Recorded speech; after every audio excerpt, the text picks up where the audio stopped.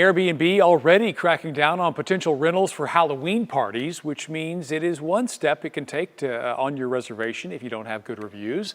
This is happening as one North Texas town considers some rules for those short-term rentals. Suzanne Bruner is with us with more because this is a problem that many homeowners are saying they're having with these party houses in their neighborhood. Suzanne? Yeah, we're talking, this is a major talking point for all across North Texas.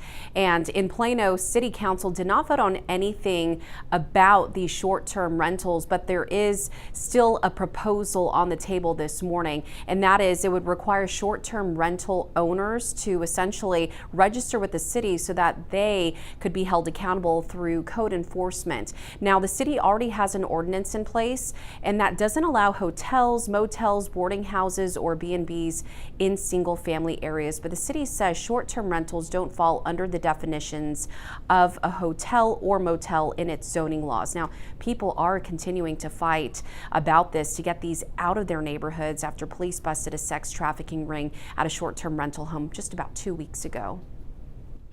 Any interpretation of our ordinance that would allow this is a twisting of the truth. Enforce the zoning rules that exist and make it so that a short-term rental could never be allowed in a neighborhood like ours.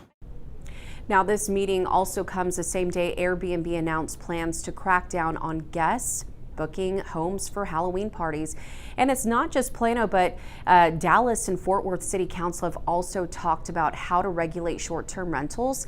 Other cities have tried what residents in Plano had to do, but they had lost in the courts. I guess so. This is just a big question about how big of a problem this really is. Have police offered any insight on how this problem compares to just other party houses in general in that city?